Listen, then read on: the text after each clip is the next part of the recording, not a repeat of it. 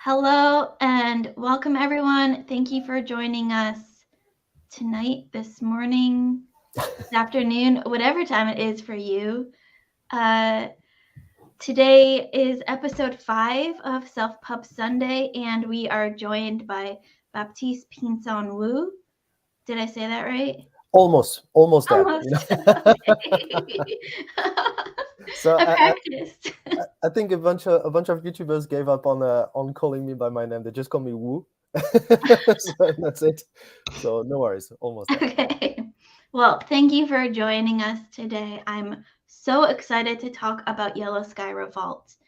But first, let's take a step back and just talk a little bit about your writing career and how you got started as a writer. Mm. Um, so, did you always want to be a writer or? So I always wanted to. I always loved writing. Like from the moment I could read, I loved writing small stories, and uh, and I knew I would write books at some point, but I never took it seriously until maybe 6 years ago. That was just for fun, writing some Yeah. stories here and there. And then 6 years ago, I was like, no, I need to. I really want to do this thing, and that's when I started writing, not every day, but almost, yeah. Awesome. And yeah, so for a long time, yeah, just for pleasure. Yeah, I remember when I was a kid and I started to learn how to read. Mm. I was the overachiever and I started to learn how to read and write before I entered school. Wow. And I remember having my little Curious George books, Mm. and I would sit there with that really thin tracing paper and I would trace over all the pages. And then I learned that these little weird symbols were letters, Mm. and the letters made words. And once I learned that the words made sentences and stories, then my brain just exploded and started creating its own. It's like, wait, I can do this myself. I was amazed. And I'm sure you remember this emotion vividly, right? Like this Oh yeah. discovery. I know for me, like there was this assignment when I was like probably 7 years old, and the teacher told us to write a story, but to never use twice the same noun and the same Mm. verb. So we had to write a very short story, but while thinking new vocabulary all the time. And I remember loving it so much Mhm. because that was a very interesting challenge to me. And I think I still have this habit of trying never to use twice the same noun or verb in the same paragraph, for example. I think it's a good practice to have. Yeah, yeah, that was pretty cool. So, do you have any writing inspirations or writing heroes?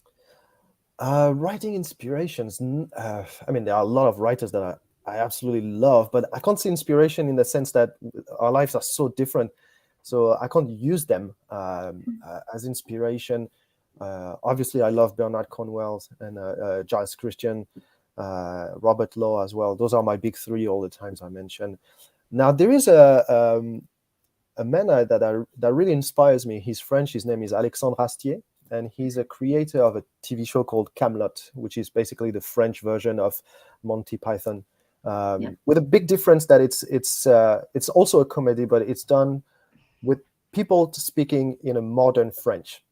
And I went to see this creator one time and watched a lot of his interviews, and in the way he tells stories, the way he sees historical fiction, I find myself a lot in his philosophy. So I would say he's my inspiration as a creator, maybe not as a writer, but as a creator.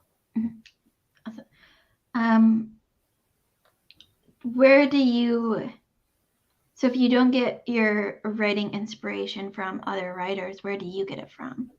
I have absolutely no idea. It just Um, comes to you. yeah, I mean, obviously, when I read books, I really like to find what connects with me, like what part of the story, what part of the writing I really like, and how can I use the same in my writing. So I've had a few people telling me that they felt a bit of Cornwell in Yellow Sky Revolt, which is very nice. Obviously, I'm not saying it's the same. I'm nearly at the same level as the master, but it's good that people notice this inspiration. So my point is, like, their lives don't inspire me. Their Right. writing inspire me. That Okay. would Yeah. be. Yeah. So I don't know if I can call them heroes. I really like Giles Christian. For one reason, he's not. He's one of those writers that didn't start as a journalist or something like this. Most historical fiction somehow had a journalist career before. Giles Right. Christian started as a singer in a boys band. So Mm. so which I find very interesting, and it gives me hope. If a Yeah. boys band singer can do it, I can maybe do it as well. Yeah. He has beautiful prose. Oh, so amazing. And the thing is, he doesn't read that much. No, So for him, that's a natural talent. He's naturally gifted with writing, with I'm so storytelling. jealous. Yeah, me too. Me too. Okay, so let's move into some spoiler-free chat about Yellow Sky Revolt. So our quick elevator pitch, I kind of threw this together before we went live. Mhm. This is kind of my test to see how much I remember. I'll preface this with I have horrible retention when it comes to Mhm. reading. Yep. So I've let's see got what you remember. right. So I threw together some notes right before you got on. Mhm. And I'll probably say our main character's name completely wrong. So I apologize in That's advance okay. for Many people do. That's fine. that. So in Yellow Sky Revolt, Liao Hua, Liao Hua. okay, Liao Hua is our main character. He's a young peasant boy, and this takes place in 184 CE in China.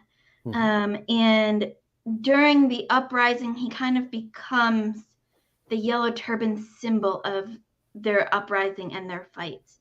And what I got from Yellow Sky Revolt is there was a coming of age story in a lot of different aspects for our young main character, but also for the peasants in the uprising, and even the people on the other side that they're uprising against.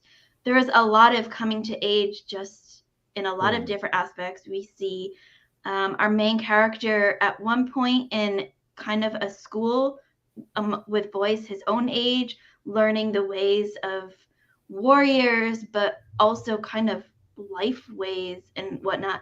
And we'll get to a little bit of that when we talk about spoilers.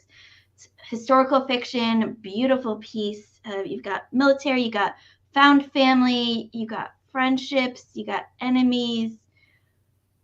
Just about like all of my favorite tropes, all in one book. Like, Well, I'm very happy you seem to have enjoyed Yellow Sky Revolt. absolutely. And yeah, I guess we'll mention more during the spoiler section of this chat. But yeah, it's really just a story of from a really macro point of view, it's the story of the end of an empire, of a dynasty. So it's in like late 2nd century China. Han Dynasty has been there for almost 400 years, with just a slight interruption in the middle. And things didn't go well for the last 40, 50 years. Of course, I don't dive into this in this book, but you can feel like the empire is reaching its end. The dynasty is like has reached its end, and there is a trigger to this end. It's an uprising from peasant/religious rebellion called the Yellow Turban Uprising. And this kid from a farmer's background, like you say, he kind of becomes the symbol of this uprising. Yeah. So that's really a spoiler-free That's as entry far as to we the can story. go. So what makes Yellow Sky Revolt different than other books in the Well, historical fiction genre? the thing is, I really wrote Yellow Sky Revolt with the intention of making it not so different first. Okay. So I wanted to give a familiar feeling to readers. Like a Cornwell Scarrow, Christian, and all those Ben Kane, all those amazing writers.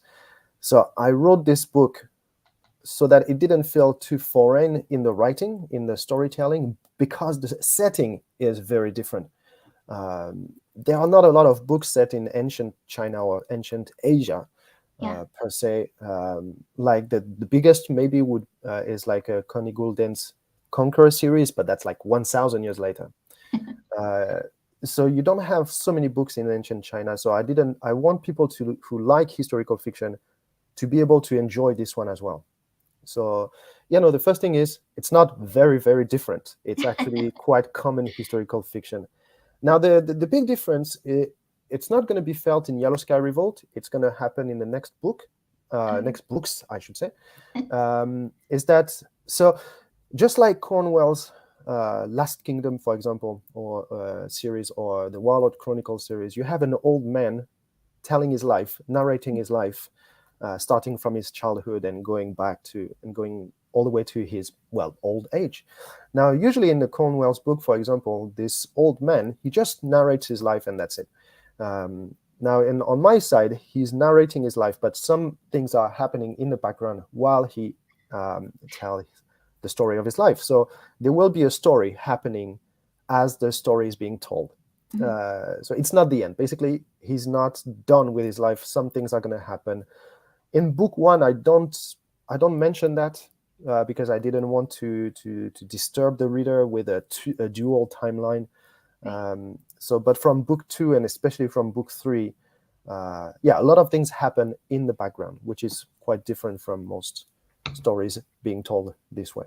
But you can already not the details of what's going on, but just from a reader perspective, you can tell that there is movement going on as he's telling his story, because he's basically narrating his story to another person who is writing it down as he speaks. He's dictating it for most of it. And then we get to a part where he's like, well, so-and-so is not here, so I've got to write this down myself or else it's not going to get written down. And that was one of my favorite parts, because that brought in it for most of the book. It's, a very serious historical fiction book, military, you've got little bits of humor here and there, but there's not a lot of, actual humorous moments in it. But that was kind of like, okay, we got through this tense battle, this tense scene. Now here's a little breather, here's a little humor respite, and then we get back into the tense action. Yeah, and I mean those chapters, introductions, I think we can call them, maybe they happen like 4 or 5 times in Yellow Sky Revolt, where we switch from 184 CE to 260 something, 63, and where the old man is telling his life to a young scribe. And at first he doesn't really want to, because when the story begins, when he starts narrating his story, he just lost. So basically his kingdom lost the war. So he's telling his story as a defeated general, and he's still very bitter about all of this. And so anyway, he starts telling his story. And then at first he's not a big fan of this scribe who records the life tale. But I use this, like you say, as a breather after like tense moment, but also to throw some information that the main character wouldn't have known as a child, for example. Right. So it's like, back then I didn't know this, but this is what happened on the other side of the empire, or this person was actually manipulating us. So we get more information from someone who's seen it all, basically, but later. I thought you also did a really a really good job of balancing the two voices.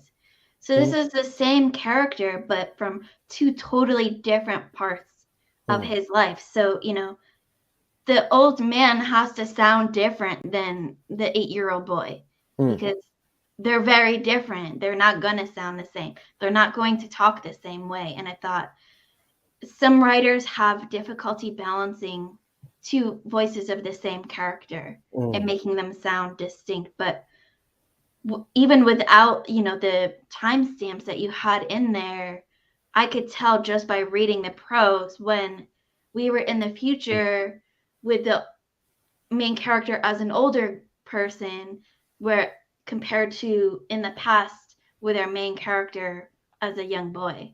And so I thought you did a really good job balancing those two voices. That's really good to know, because that's definitely one of the most difficult part of writing this story. Now, the old man, I don't have much problem writing from his voice, because he's old and grumpy, and this is a feeling I understand now. So, I'm just putting myself out there. Now, the child is a bit different, yeah. But yeah, no, that was really fun to balance between the two. And as the story goes in the next books, we get closer and closer to this old grumpy man, and we'll see how he became so disgruntled. Yeah. I just kept picturing him as like that old man in the village that's always grumpy, and the kids try to push his buttons and get him to tell his old war stories, and he's just like, Yeah. get off my lawn, get off my lawn. But at the same time, really wanting to, Right. like Right. that's the thing. He doesn't want to at first. He's like, okay, I just lost the war. Can you leave me alone a bit? And then, as it goes, he's like, actually, you know what? Let me tell you about this, because that was really cool back then. And also, he's from he lost the war, like I said, so he's kind of losing his pride. And as he tells his story, especially from his his early childhood, he regains some of that pride, and he remembers some important moments of his life, or he wants to also talk about his deceased friends, all the people who passed along his life. Right. He wants to honor them by continuing the story. That's why when the scribe isn't there for some reason, he's the one who picks up the brush and starts writing. Yeah. Well, and for me, one of the things that makes this different than other military historical fiction books that I've read is that, there's this saying that says, and I believe our main character says it at one point, that usually history is written by the victors. But in this case, we're getting the history of essentially the losers in this war, the people that lost the war, instead of the people that went on to win the war. And so, to me, I loved seeing that side of things, because we don't often see. Usually, especially in a war like this, all those people are dead. There's no one left to tell their story. Well, the thing is, this is actually real in a sense. That's what happened, because there was this Three Kingdoms War that lasted almost 100 years. So China was divided in three, and the three parts tried to conquer the two others, on and on. And then what happened is, like, when this kingdom, the kingdom of Shu Han, was conquered, and a bit later, someone asked a scribe from Shu Han to basically collect the biographies of everyone important who lived at that time. So they asked someone from the defeated kingdom to take notes, which is really cool in a way. Now, he didn't do this at all like in my book. That's the same character, but he did it very differently, and like 10 years later or so. But yeah, no, someone from a defeated kingdom actually recorded the history, which is quite unique in a way, like you said. And I wanted to bring this forward. Like, it's not just the victor who tells the history here. Yeah, which is important, because there's always two sides in any story. Oh, many sides, yeah. In this one. So you talked about where you got the idea from. When you sat down to write Yellow Sky Revolts, did the story come first to you, or did the characters come first, or was it a mixture?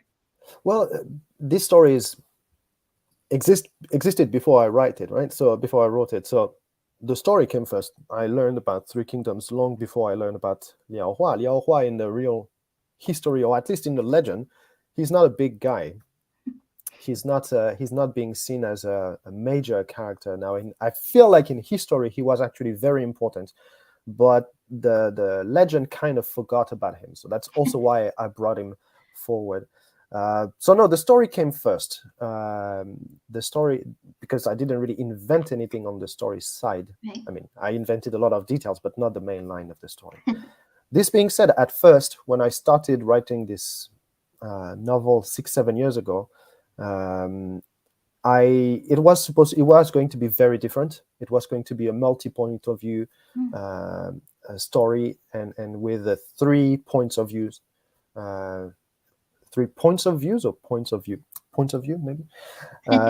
And so it was going to be multi-pov, and I decided, as I kept reading historical fiction novels, I realized the ones that I loved the most, that I enjoyed the most, were first person point of view. So that's why I shifted it to a first person point of view. And since Liao Hua was always going to be a major character, that's the one I chose as the main narrator.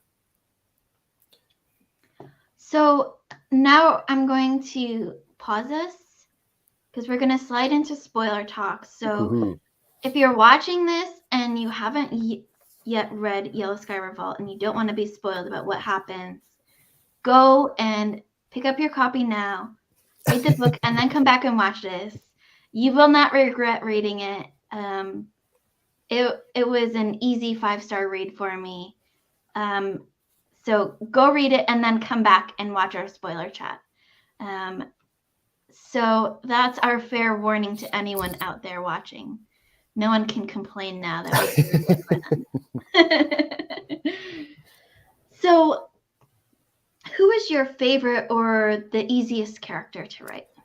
So that's two very different answers. I like to when I first started this series, first I just had the question, who is your favorite character to write? And a lot of authors were like, well, how do I pick just one? That's like choosing my favorite kid. So then I threw in the easiest to say, you can answer both questions or you can answer just one. That's a very good. That's a very good question. I'll answer both sides of the question. So my favorite is, I would say, Cao Cao. So it's written in CAO. So it's you might read it as Cao Cao, but actually it's pronounced Cao Cao. So no, I love Cao Cao from even before writing about all of this. Cao Cao was the most interesting, but the way I described him from a point of view of old Liao Hua, so old Liao Hua knows how much of a Machiavellian character Cao Cao actually is, while the kid doesn't really realize how manipulative Cao Cao can be. I love this duality on the point of view of the same character. Now, the thing is, Cao Cao is such a big figure in Chinese culture. Everyone knows him. He's basically as famous as Julius Caesar would be in a Western country. And but usually he's being described from the end of his life, so as more of a villainous character. Like he's morally wrong. He's very ambitious, very talented, but he's morally wrong. But I don't like to think of him starting like that. So I wanted to describe his ascension to being a bit of a villain. And the first 3 books in this series are going to be as much about him as they are about Liao Hua, in a way. And then in the first novel, he's still very young. He's in his 20s, 30s. He's still not that villainous yet, and that's why I love this character. The second one would be Xia Houdun. So that's the master of Liao Hua. When Liao Hua goes to his next city in Chenliu, and he lives under the roof of Xia Houdun, who is there's no real polite way to call Xia Houdun in my book. He's not a very nice person. And usually Xia Houdun is actually described as a very strong warrior, very efficient officer. In my novel, it's pretty much the opposite. And I think my version is closer to history. But because it's so unique, I love this character. He's completely different from any other adaptation of the Three Kingdoms. So the two I preferred, my 2 favorite characters would be those 2, Cao Cao and Xia Houdun in Yellow Sky Revolt. Now, the easiest to write, actually, that would be any character who is kind of frank to a fault. All those simple guys, they don't have a head for scheming. Like, so in this book, you have Deng Mao. Even Uncle Cheng is a bit like that, especially at first. Fat Ling. So those characters who are more peasant background to begin with, I love them. They have this simple people's wisdom that I really love, and I will put more and more in the book as we go. Myself, I come from a farmer's family in the Normandy countryside, so it's really easy for me to picture those people. So those Yeah, characters absolutely. were easier to write. Yeah. And so on the flip side of things, who is the hardest character to write? That would be the main character as a child. So, I mean, I didn't know that writing from the point of view of a kid, or writing a story focusing on a kid, would be so difficult, because you have to make this kid credible, like Yeah. believable, right? And it's difficult to make an interesting kid believable. Like, it's not like they can do so much. It's not like they Right. can give so much to the story. They are witnesses, right? So you have to make them interesting like this. But at the same time, if they don't do enough, it's boring. If they do too much, it's not credible. Right. And at the same time, you as the author kind of function as our main character in his older days Yeah. while he's telling story back, because you already know the story. You know where the story is going, at least to some extent. But because he's just a kid, he doesn't know what's going to happen in the future. So you have to hold back some of the things that you know, so that way the kid doesn't seem like he can see into the future. That's true. No, absolutely. And he's living in an empire that is absolutely huge, right? It's not like he can Right. know everything that happens here and there. And also when the story starts, Liao Hua is 7 years old, and he's lived nothing, right? He's just been in his farm. He hasn't moved much around, so he doesn't know anything beside what his neighbors might have told him. And then he goes through a lot of life-changing events, and this will have an impact on him. So even his voice, his inner thoughts have to change according to those events. Like, after he sees some people dying, he can't be the same kid that was living on the farm.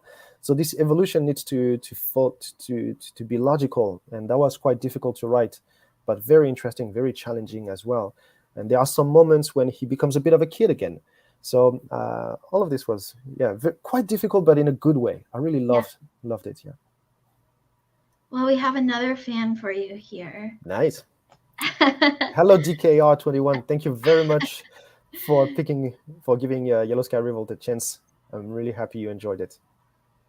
So, my favorite scene in Yellow Sky Revolt was when we're at the school and the subjects are first being introduced, and we get Cao Cao, who teaches the kids poetry, but he also teaches our main character the importance of handwriting and learning how to write letters. And he tells them, when you go off on your missions or whatever, and I get a letter back, I have to know that that's your letter and not someone else dictating that for you. Or, I just loved seeing that interaction between our main character and Cao Cao, and him teaching him, he's like, what do I need to learn poetry for? I'm going to be a warrior. I'm going to go fight wars. I don't need to know poetry. I don't need to know how to write letters. There's going to be other people there to write for me. And he uses that moment to teach him not only, the importance of handwriting and, making it your own, but also an important life lesson in that, you never know what's going to happen to you and how you might have to communicate to other people. And it reminded me of when I was growing up, and my grandmother used to teach me how to write in cursive. And, nowadays kids don't even know what cursive writing is. Oh, really? At least here in the US, kids are like, what is this scribbly stuff? Because they're used to computers and, cell phones and text messages and that kind of stuff. They don't even teach, cursive or handwriting in school anymore. But my grandma always said, aside from your actual signature that you would use to sign things, every person's handwriting is kind of like their thumbprint on life. Everyone's handwriting is just a little bit different from everyone else's. And if you learn a person's handwriting well enough, you'll know if that was their handwriting, if they were writing that letter, or if someone else was writing it for them. And so it just kind of reminded me of a moment in my childhood. No, I mean, you're absolutely right. I love this moment too. And first of all, Cao Cao, even though he's famous as a warlord, he's maybe not as famous, but he's very famous as a poet. He from his era, he's one of the main poets. His son, he's well, depending on how you count, his third or fifth son is definitely the most important poet of his time. And so you can see, like, for this family, for scholars of the time, poetry was one of the most important arts, probably the most important. So and calligraphy would come very close to it. So I wanted to bring those ideas to this historical fiction. It's not just about war. Those people who make war, they are also very educated. They do poetry, calligraphy. They might enjoy music, painting, and really a lot of different arts. And in Eastern Asia, it's quite often like this. Like you see in Japan, a lot of warriors who are very good at painting or sculpting and poetry as well. They had to write their death poem long before they died. So all of this is very important, and I wanted to show, like, okay, it's not your typical Roman story. It's not your typical, like, a Dark Ages story with warriors being warriors. Warriors there had to be scholars as well, as much as possible. Now, the idea that you need to learn calligraphy and poetry so that I recognize your message, that's just from me. I don't think that was the actual reason, but it made sense. I think it made sense. It does. It makes complete sense, at least to me. And, this was a long war. This is a 10-year war, but they weren't always at war. They had to have other stuff to do when they weren't pretty much always. Yeah, no, this one started, I mean, that's one of the most interesting part of this Three Kingdoms era. Now, technically, it started in 220. Another one, you can also start this period from 184, as I did. And for 100 years, you can't really find 1 year without some kind of huge battle. There was always an amazing battle somewhere. So, but of course, they had to do other things than just fight, and they had a lot of pleasures as well, the upper class, at least. Yeah. Right. And even the, hardest soldiers, warriors, still need to find that release outside of their fighting. And at least the way I interpret it was that Cao Cao's release from all of this fighting and this war and the death that's always surrounding him is the beauty of poetry and calligraphy. And, calligraphy on its own is a type of poetry. Yeah. So we'll discover more about Cao Cao's ways to release tension in book 3, mostly book 2 and 3. But yeah, it's mostly art and women for Cao Cao, which is true to his story, by the way. Right. The man by the end of his life, he had 32 kids. I mean, he had, at least that we know of. Acknowledged. That acknowledged, exactly. He had 32 children, which is, or 30 something. Sorry about the number. So yeah, but no, really important part of their culture. So did you have a favorite scene in Yellow Sky Revolt? Yeah, my favorite scene in Yellow Sky Revolt, that's really surprising even to me, that's when Liao Hua falls in love for the first time. So I can't tell you why, but as I edited Yellow Sky Revolt, so I went through 7-8 drafts, I think, for this one, and every time I was looking forward to this scene because it was so clear in my head, the way he falls in love for the first time and how he's smitten by this. Okay, we are in the spoiler section, so I can say it. He's falling in love with Lady Bian, who is Cao Cao's favorite concubine. From a really young teenager's point of view, I just found it so natural. I love this scene for some reason. When I read that scene, I was like, yeah, of course he's gonna fall for her. Right. Like, why are all the other guys falling for her too? And she's a very, very interesting character, and she's not there a lot, but I feel like she adds a lot to the story. And even in real life, she was actually a singer, like what they call a sing-song girl in later on in Chinese culture. Um, and Cao Cao still chose her despite her background not being very impressive, which is unheard of. Like no one was doing this back then. Not if you were in the upper class, you wouldn't choose women for their beauty or whatever. And Liao Hua has been kind of mistreated by people in Chenliu a lot. And then you have this woman who is beautiful, who sings well, and she's treating him very kindly. And just at the time when he's like 10-year-old, so he starts to notice women maybe a little bit. And I love this scene. For me, it's the one I prefer to write, and that I love reading the most. She was very gracious about it too. Yeah, plus she there knows. are some women that would act a totally different way, but she was just like, she was very kind to him and gracious to him in all the times that she met him. And at least so far. No, that's true. And the way, like, so when he falls in love with her, there are 3 other boys, but all of them are either his age or a little bit older, and they come from upper class as well. So, they are not surprised by Lady Bien. They know how she behaves, and everyone can see that Liao Hua is completely falling for her. Even herself, she can see it. And the way she reacts, like kind of teasing the others, like stop teasing Liao Hua. I meant, I found it really cute. And yeah, I use her again in book 2, and maybe the scene she is in book 2 is also my favorite in book 2.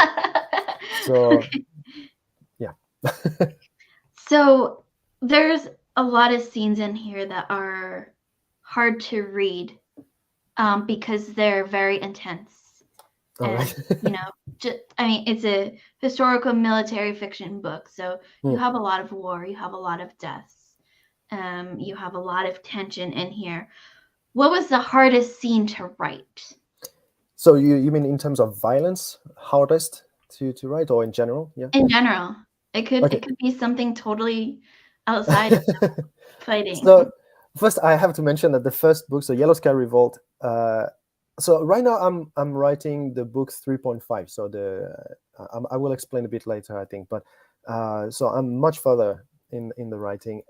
So far, Yellow Sky Revolt is the softest of the 3 I have finished.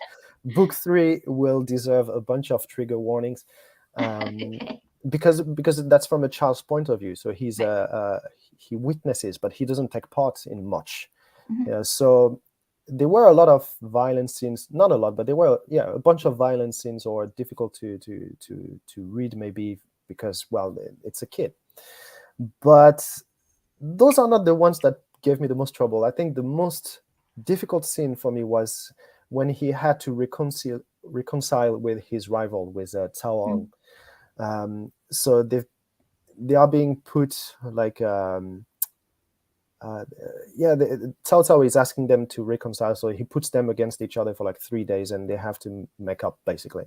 And that was difficult because you have 2 kids who are like 8 years old at this point, and they have to talk about very difficult, very mature points with their young age, while coming from 2 very different backgrounds. And I wanted this to show, like, Cao Ang is like telling you, like, it's not because I was born rich that my life was easy, and his troubles are very, very different from the troubles Liao Hua had growing up on a farm, and it had to make sense. It had to be credible, and that was interesting, but that was quite challenging. I came back to it a couple of times to make it feel more natural.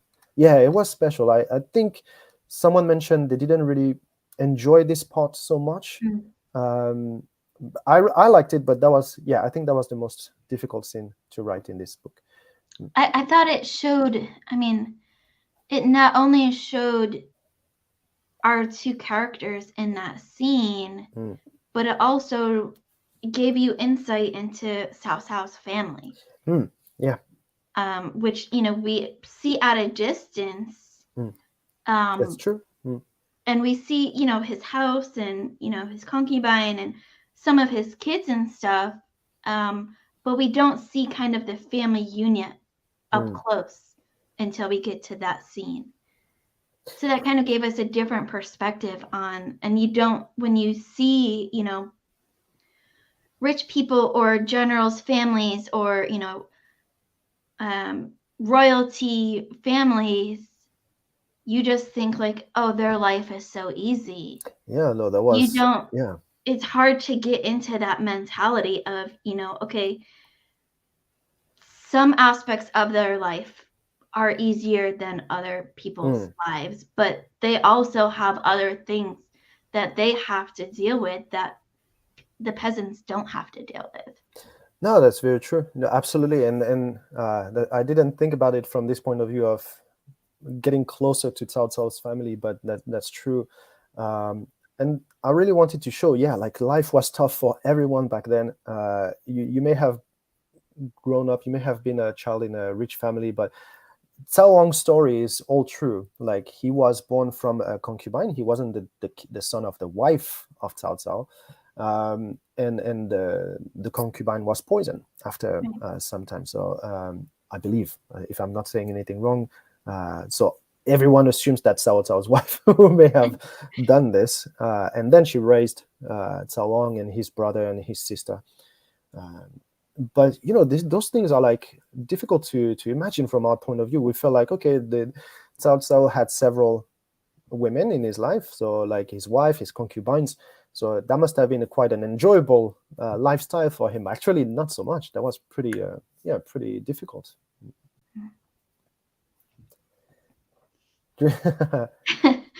So yeah, so at first I disliked Ong, but later emphasized with him following this confession. Thank you very much. I'm glad to know that you actually liked this particular scene.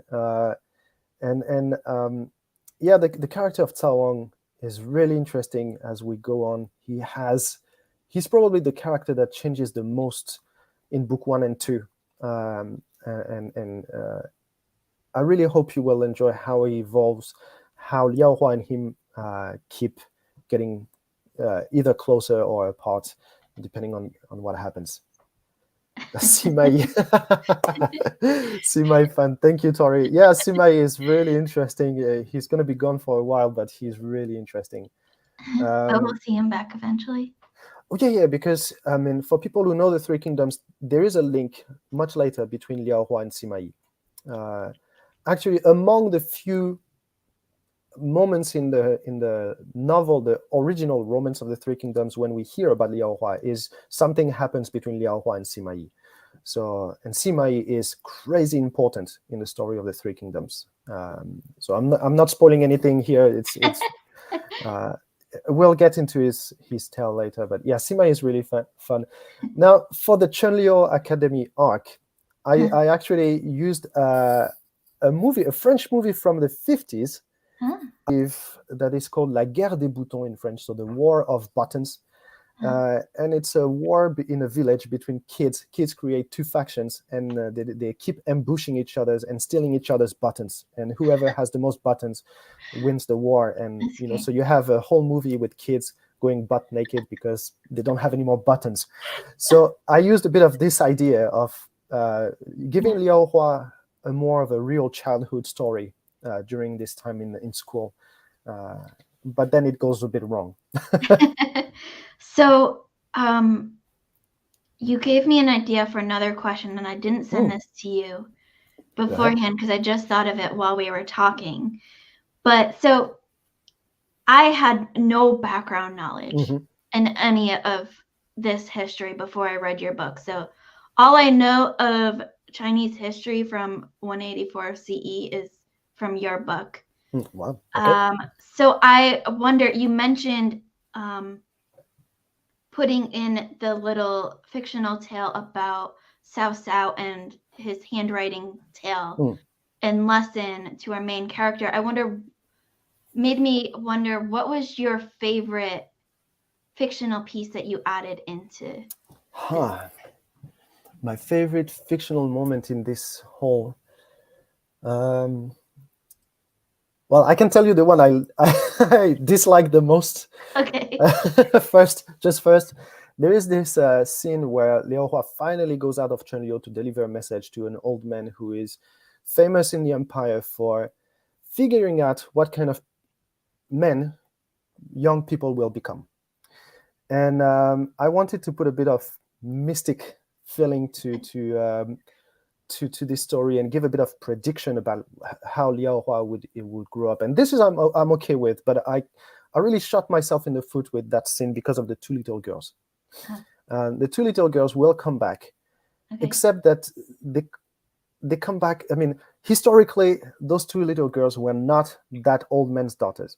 They were probably from another family with the same family name in like a different part of the empire. So now I need to reconcile history and the legend a little bit. And after writing it for a long time, I was like, maybe I need to remove it. But I left it. It's there. So now we know that Liao Hua is going to be a bit of a symbol of the element fire.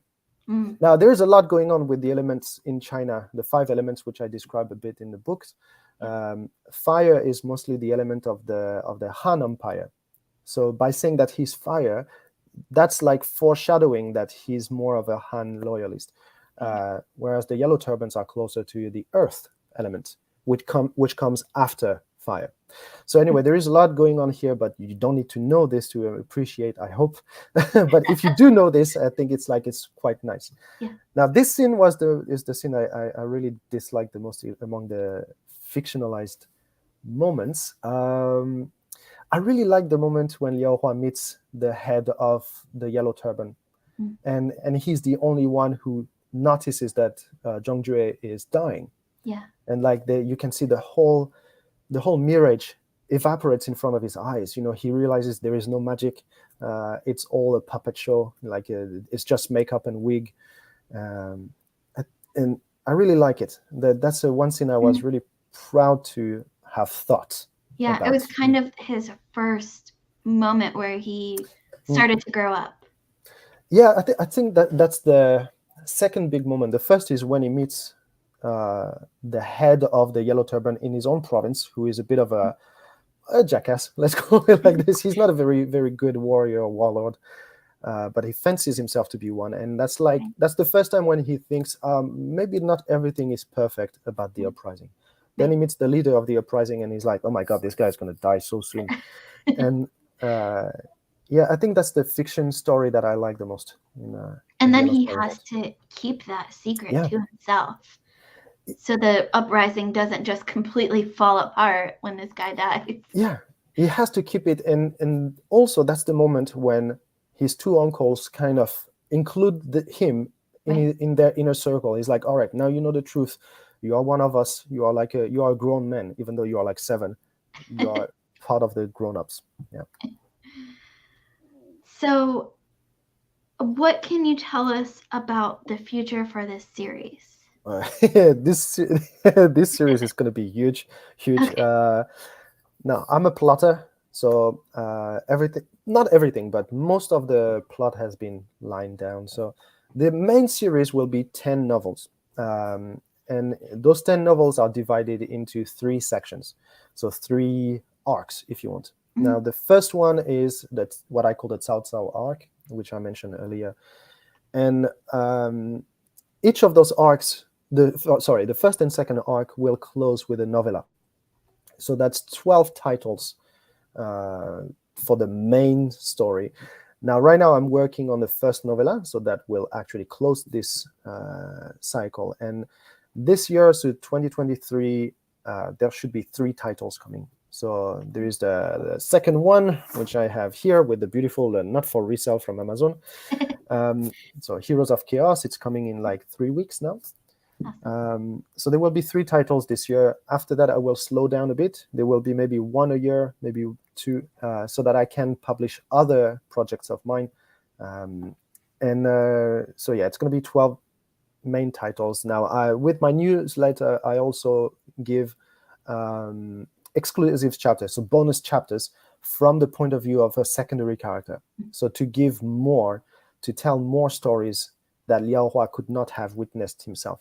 So I shared 2 already. So one is from Han Zhong point of view. So that's the turban with all the scars, who stays behind while Liao Hua and his uncles keep moving.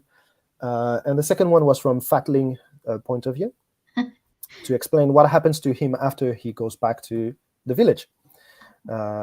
So all those chapters I will at some point put them together and maybe make a book, but for now they are free, so I hope everyone will subscribe to the newsletter to receive those free chapters.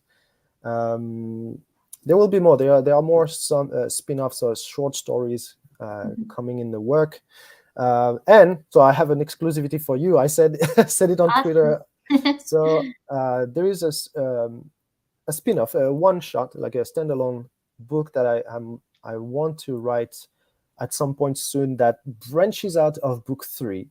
And that's going to be very different because it's going to be a historical romance. So this one is not going to be as strong on the action and the war. It's going to be a historical romance between. So there is a relationship that is evolving in book 3 between 2 characters, and I didn't think it was going to be so interesting at first. And as I wrote book 3, I really like this story, and I want to give more about it. So there's going to be a standalone that you don't have to read to follow the main story, but if you want a bit more, it's going to be quite rich. And yeah, so 2 characters, really a romantic story. So in the future, I anticipate your rendition of Redcliffe. I saw John Woo's 2-part depiction, and it was amazing. Yeah, I love John Woo's chubby Redcliffe, especially like this 2 parts. So they made like a Western version, which is like 1 movie, but the original was 2 movies. That was really good. So chubby in itself, yeah, I'm looking forward to it as well. But if you remember at the beginning of Redcliffe, you have a battle in which Liu Bei is being kicked out, and his generals, they are struggling so much to give him some time to move on. This battle is called the Battle of Changban, and that's the one that's going to be absolutely amazing. Among all the battles I'm looking forward to write, I think that's the one that I'm looking forward to the most. Awesome. I don't have time to sleep. Lucky me, I write. Historical romance is gonna happen for sure.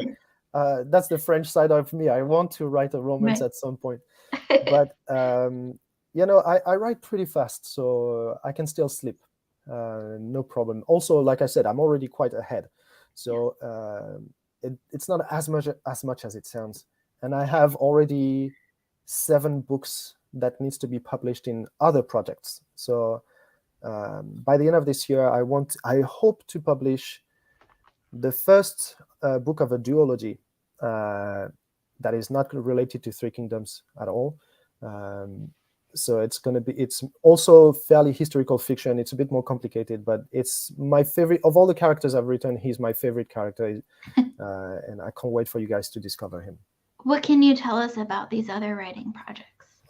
Well, so this one that I want to publish is also set in China. Technically, it's in the future, in 2000 in the future, but because of some issues with technology, they went backwards. So it feels like it's historical fiction, but you actually have a lot of structures and items that come from modern time. And the main character, have you watched or read The Witcher? Yep. So the main character is a bit like a black dandelion, Jaskier. So Okay. he's this artist who is very arrogant. He's going around trying to reach fame, and he's telling a story, the story of his best friend, who is an assassin. So it's the story of 2 friends, the singer and the assassin, and it starts with. Well, they don't know each other at first, but the artist is stealing a package from the assassin, then gets the package stolen by a concubine, by a concert, and then the assassin catches up with the artist, and then the 2 of them have to follow the track of this woman and the package, and then there's a lot going on. It's going to be an empire-shattering even story as well. But this main character, so his name is Quan. I love him so much. I can't wait for you guys to discover. The 2 other projects I have done already are in Scandinavia, so more Viking story. One of them is actually a trilogy on Scandinavian mythology, so it's a retelling of Ragnarok from a Mhm. point of view of a human in the army of Odin, so the fallen warriors who join Odin's army in Valhalla. So that's Ragnarok from this guy's point of view. And the other one is about a group of Vikings, but a bit before Viking Age, so the Vandal period. And it's the story of a crew who is mostly women, but not exclusively. And the main character is a young woman who joins this crew of badass shield maidens and all of this. And the first one to come out, so this story set in kind of China, hopefully by Christmas. Awesome. Well, I look forward to all of those future writings. That is all the questions that I had for you. Is there anything else that you wanted to touch on tonight? No, I'm okay. I mean, your questions were really good. Yeah, no, please stick with me, connect with me on Twitter. I love talking with people. Even if you didn't read the book, Yellow Sky or Heroes of Chaos, feel free to connect. Really happy to chat with readers and writers all over the place. There's a lot going on with my newsletter as well. It's just once every 2 months. I'm not going to bother the people to connect on this, but every time there is a free bonus chapter. And no, thank you very much for having me around today. And hopefully we can do this again with the next books. Yeah, absolutely. Thank you for joining us tonight. So that wraps up our live show today. Join us next week when we'll have Alexander Christian on to talk about By the Hand of Dragon's Rook, his book 1 in his series. I'm really excited to talk about that fantasy series. Thank you again, Baptiste, for joining us tonight. And thank you everyone out there who watched this live or is watching this back later, or both if you really enjoyed it. If you made it this far and you haven't read Yellow Sky Revolt, well, you've Sorry been for the spoilers. but go read it anyways, because there's so much more in that book that we didn't talk about. It's not really spoilers because that book, there's just so much in that book to unpack. So hope you all have a wonderful day, and we'll see you all next time. See you, everyone. Thank you for joining us.